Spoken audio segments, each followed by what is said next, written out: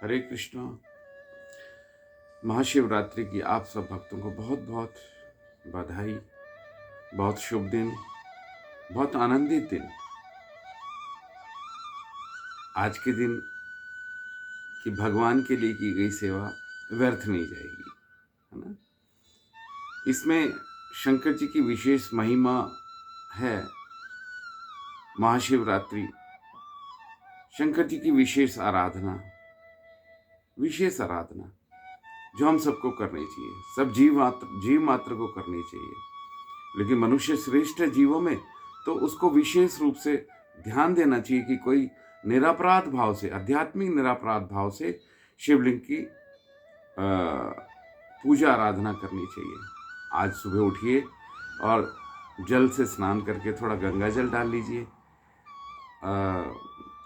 माघ महीना चल रहा है तो, और सुबह मंदिर जाके घर में भी भगवान शिव की आराधना कीजिए और विभिन्न बेहतर श्रेष्ठ फल पुष्प इनसे और मिष्ठान से इनकी आराधना कीजिए। यहाँ पे मैं एक बात बता दूं कि शंकर जी को लेकर बहुत सारी भ्रांतियाँ समाज में फैली हुई हैं और हमारे बहुत सारे गुरुवर्ग इसकी चर्चा करते रहते हैं, लेकिन समाज अपनी भ्रांतियों से बाहर नहीं निकल पाता। वो शंकर जी को ही भगवान मान बैठते हैं। भगवान के वो अंश मात्र हैं। भगवान कृष्ण के गुणों से भरपूर हैं, लेकिन वो स्वयं भगवान की आराधना करते हैं। तो इन चीजों पर हमें ध्यान देना चाहिए। ये जानना पड़ेगा। अधिकतर कुछ भक्त लोग शिव पुराण का अध्ययन करके ही वो भ्रमित भाव में आ जाते हैं कि शंकर जी ही सब कुछ हैं। सब कुछ से तात्पर्य सारी सर्वशक्ति उनके पास है, लेकिन नियंत्रण में किसके रहते हैं ये जान नहीं पाते। ये जानना होगा हमें। श्रीमद् भागवतम के अंदर प्रवेश करके हमें ये जानना पड़ेगा कि शंकर जी वास्तव में किस स्थिति की शक्ति के स्वरूप है। उनकी पत्नी स्वरूपा उमा देवी किस शक्ति की स्वरूप है, यह हमें श्रीमद् भागवतम बताती है। केवल एकमात्र अगर आप शिव पुराण पढ़ के बैठ जाएंगे तो फिर शायद भ्रमित होकर रहेंगे। आत्मा की वो गति प्राप्त नहीं कर पाएंगे जो कि हमें इशारा कर रही है कि हमें परम गति हमारी है क्या, आत्मा की परम गति है क्या। ये श्रीमद् भागवतम महापुराण के अंदर प्रवेश करने पर पता चलेगा। अगर हम ऐसे ही हम छोटे छोटे पुराण के पास जाएंगे, उपनिषद के पास जाएंगे, तो हम पहचान नहीं पाएंगे कि सबका निचोड़ क्या है, कंक्लूजन क्या है। कंक्लूजन तो वासुदेव शरणागति है ना। शंकर जी गुरु के रूप में सब जगत में एक गुरु के रूप में भगवान की तरफ आकर्षित करते हैं, भगवान की शुद्ध भक्ति की तरफ आकर्षित करते हैं। लेकिन कलयुग में ये जड़ जगत के मनुष्य इसको गलत रूप में ले चुके हैं।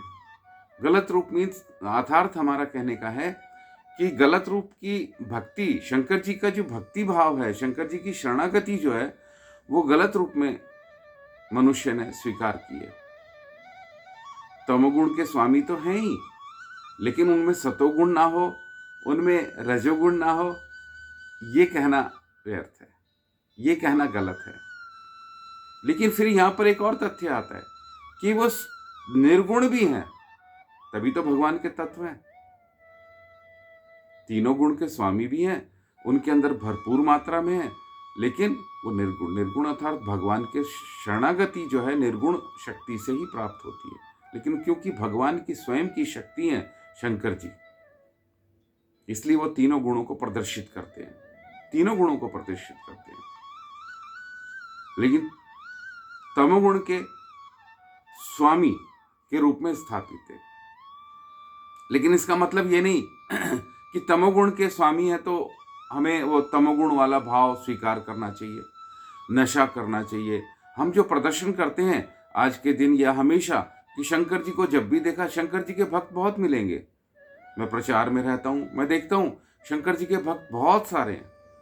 जहां देखो शंकर जी के भक्त, हर घर में शंकर जी की आराधना होती है। बहुत श्रेष्ठ बात है, बहुत उत्तम बात है ये। लेकिन उसके साथ साथ उनके तमोगुण के जो भाव है ना, व्यक्ति के, नशा करना, व्यभिचार करना, पर स्त्री गमन करना, हिंसा करना, क्रोध करना, ये सब वो पाल के रखता है।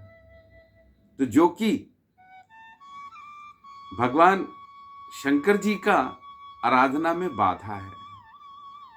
शंकर जी इसकी प्रेरणा नहीं देते। शंकर जी ने तो खुद विष पिया था। समुद्र मंथन के समय जो विष निकला था उसको पान किया था। किस लिए किया था? क्या कभी जाना इस बारे में? शंकर जी ने जो विष पान किया था वो भगवान की लीला को आगे बढ़ाने के लिए किया था। भगवान के शुद्धतम भक्त हैं वो, इसलिए भगवान की लीला के अंदर कोई बाधा ना आए, तो कोई उसको स्वीकार नहीं कर रहा था उस विष को। लेकिन शंकर जी ने उस विष का पान किया। ये साफ साफ हमें पता चलता है, हमारी भ्रम को तोड़ता है कि शंकर जी भगवान से बड़े हैं। नहीं, भगवान की शक्ति, भगवान की लीला को, भगवान की कृपा को प्रसार करने के लिए शंकर जी को भगवान के अपने एक शक्ति के रूप में स्थापित किया। शक्ति के रूप में स्थापित किया। भगवान जब सृष्टि रचने के भाव में आए थे तो हमारे शास्त्र बताते हैं कि भगवान ने महाविष्णु का स्वरूप धरा। महाविष्णु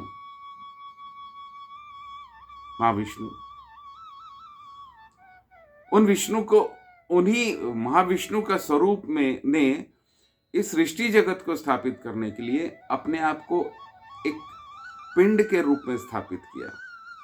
वही पिंड लिंग रूप में स्थापित हुआ, लिंग रूप में।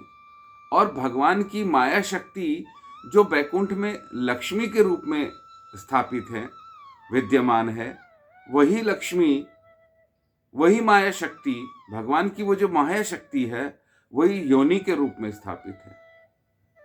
अब ध्यान से सुनिएगा, जो कई बार लोग भ्रमित रहते हैं शिवलिंग क्या है। शिवलिंग और जो वो जो हमें एक आकृति दिखाई देती है, एक पिंड जो दिखाई देता है, वो पिंड जो है वो भगवान ने अपने आप को, महाविष्णु ने जो स्थापित किया इस सृष्टि जगत को प्रकट करने के लिए, वो लिंग रूप में स्थापित किया, जो भगवान शंकर का प्रतीक है। भगवान शंकर का शक्ति है वो, वही शंकर, वही लिंग शिव है। और योनि वो माया देवी, माया शक्ति, भगवान की बहिरंगा शक्ति माया शक्ति ही योनि के रूप में स्थापित हुई। ये शब्द कहने में या सुनने में थोड़े अश्लील लगते हैं, लेकिन वास्तव में हमारे शास्त्र इसको विवेचना करके, विवेक खोल के बता रहे हैं, यथार्थ रूप से खोल के दिखाते हैं, आध्यात्मिक रूप से खोल के दिखाते हैं। ये बताते हैं कि ये जो पूरा सृष्टि जगत है, ये लिंग और योनि के द्वारा निर्मित है। भगवान की शक्ति स्वयं और भगवान की माया शक्ति जो बहिरंगा शक्ति है, वो योनि के रूप में स्थापित है। हम इस पे ना जाके हम आगे इस बात पे चर्चा करते हैं कि शंकर जी के भक्त सचेत हो जाएं। मैं यहाँ पे ये कहना चाहता हूँ कि कभी उनको ये सोचे कि हम शंकर जी के भक्त हैं तो हम सारे पाप अपराध करने के स्वामी हो गए, तो ये बहुत बड़ी भूल कर रहे हैं। शंकर जी बहुत शुद्धतम भक्त हैं, भगवान के शुद्धतम भक्त हैं, तो हमें वो शुद्धि प्राप्त करनी चाहिए। भगवान से, शंकर जी से शुद्धि प्राप्त करनी चाहिए। बजरंगबली भगवान शंकर के रुद्र अवतार है, फिर उनके अवतार हो जाते हैं। वो शक्ति प्रकट करते हैं अपनी इस रूप में कि भगवान की सेवा कर सके, भगवान की सेवा कर सके। तो देखिए, हनुमान जी जब प्रकट होते हैं तो भगवान राम की, भगवान विष्णु की किस प्रकार सेवा करते हैं। हनुमान चालीसा में आता भी है ना, राम काज करबे को आतुर। राम जी के कार्य को करने के लिए बेचैन रहते हैं, और हम राम जी के कार्य अर्थात हरि के कार्य अर्थात भगवान विष्णु के कार्य करने में पीछे हटते हैं। हम अपने मनोधर्म पर चलते हैं कि हम सोमवार को मानेंगे, मंगलवार को मानेंगे, बुधवार को मानेंगे, वीरवार को। हम इस तरह से वार के अनुसार अपने आप को प्रकट करते रहते हैं, जबकि हमारे सारे दिन, सारी शक्तियां भगवान के द्वारा निर्मित है। हम एकमात्र एक जैसा निष्ठ विचार और निष्ठ सोच क्यों नहीं रखते पूरे सप्ताह, माह, वर्ष? क्यों हम दिन पर दिन एक दिन छोड़ के अपराध करना चाहते हैं? सुबह भक्ति और शाम को अपराध क्यों करते हैं हम? सुबह भक्ति और शाम को अपराध और दिन में लूटपाट। ये कलयुग के जीवों का, मनुष्य का आचरण बन गया है। सुबह भजन करेगा, सुबह शांत रहेगा, सुबह सतोगुण में स्थापित कर लेगा अपने आप को, दिन में वो लूटपाट करेगा।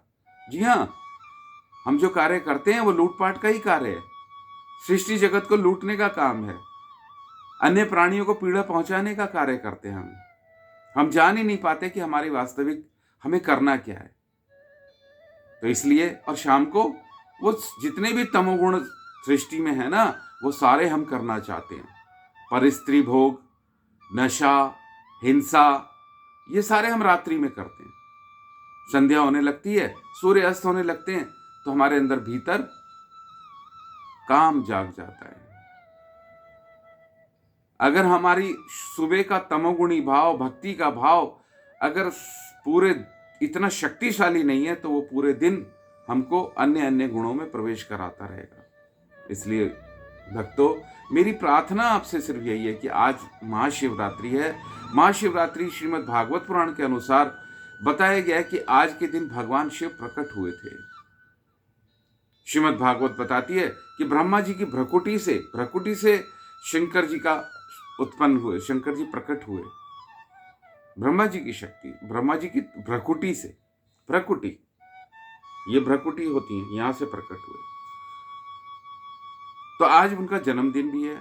और एक शास्त्र यही बताते हैं, आज ही के दिन शिव जी का विवाह हुआ था हिमालय पुत्री पार्वती के साथ।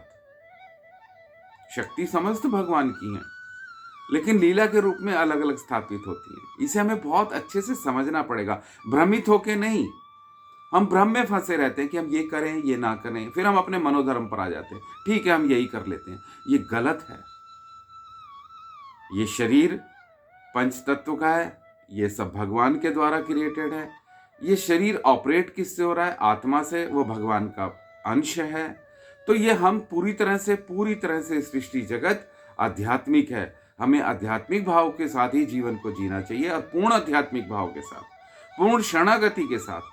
अपराध करना, शंकर जी की पूजा, मैं आखिर में एक पंक्ति कहूंगा, शंकर जी की पूजा करने का मतलब, शंकर जी की आराधना करने का मतलब, शंकर जी के भक्त होने का मतलब ये नहीं कि आपको ऑथेंटिकेशन मिल गया है कि आप अपराध भी करो, आप नशा करो, आप मांसाहार करो, आप पर स्त्री गमन, पर पुरुष गमन करो। ये अधिकार नहीं मिल गया, अथॉरिटी लेटर नहीं मिला कि आप शंकर जी के भक्त हैं तो आप ये सब करेंगे।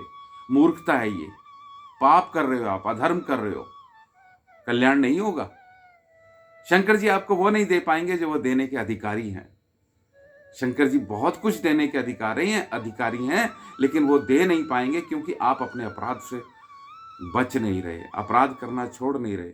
शंकर जी तो रावण को बहुत कुछ देना चाहते थे, लेकिन शंकर जी ने मांगा, रावण ने मांगा क्या? रावण ने संसार का, सृष्टि जगत मांगा, संसार के भोग मांगे, और वो वासनाओं में लिप्त रहा। उसने भगवान विष्णु की भक्ति नहीं मांगी। हम शंकर जी के पास जाते हैं, क्या मांगते हैं? संसारी तो मांगते हैं रावण की तरह। विष्णु भक्ति क्या मांगते हैं? भगवान राधा कृष्ण की शरणागति नहीं मांगते हम बजरंगबली के स्वरूप में भी जाकर हम क्या मांगते हैं? हम राम को नहीं मांगते, हम भगवान श्री राधा श्याम सुंदर को नहीं मांगते। हम तो संसार मांगते हैं, सृष्टि मांगते हैं, और सृष्टि परिवर्तनशील है, अर्थात हम एक दिन नष्ट हो जाएंगे, सृष्टि का सब कुछ छूट जाएगा, है कि नहीं? तो हमारी मांग गलत है, सोच गलत है, और इस वजह से हमारा कल्याण नहीं होता। तो आज महाशिवरात्रि है, आप लोग सब उठिए, बहुत अच्छे से भजन कीजिए, बहुत अच्छे वस्त्र पहनिए। जिस प्रकार दीपावली में अपने घर को साज सज्जा करते हैं, ऐसे ही आज शंकर जी जो भगवान की पूर्ण शक्ति के साथ अवस्थित हैं, उनकी आराधना कीजिए, उनसे ये कीजिए, हे प्रभु आप अपने प्रभु, अपने अपने ईष्ट को हमें दीजिए, उनकी भक्ति में हमें लगाइए, ये मांगिए और उनकी पूजा आराधना कीजिए। जाइए, जल चढ़ाइए, दूध चढ़ाइए, शुद्ध दूध, उनसे स्नान कराइए उनको, और प्रसन्न होके नमन कीजिए उन्हें। शंकर जी बहुत कृपालु हैं, बहुत कृपालु है, भोले भंडारी कहलाते हैं। भोले हैं और भंडार है उनके पास, सब कुछ दे सकते हैं। उनके पास सृष्टि जगत की वस्तुएं भी हैं, सृष्टि जगत की मांगे भी पूरी कर सकते हैं, और वो अपने परम धन को भी दे सकते हैं, अपने भगवान को भी दे सकते हैं, अपने भगवान की पूर्ण भक्ति भी दे सकते हैं। तो भक्तों, मेरी आपसे निज प्रार्थना है कि आज आप बहुत अच्छे से व्रत उपवास करें और एकादशी के रूप में ही इस व्रत का पालन करें। कोई इधर उधर का गंदगी ना खाएं, किसी प्रकार का अन्न ना खाएं, किसी प्रकार का भी कोई, सिर्फ आप एकादशी जिस प्रकार हम लोग व्रत करते हैं उसी प्रकार के अन्न, फल, फ्रूट, दूध, दही, मक्खन, पनीर, ये सब ग्रहण कर सकते हैं। लेकिन और कल पारण कीजिए। हरे कृष्णा, श्री राधे।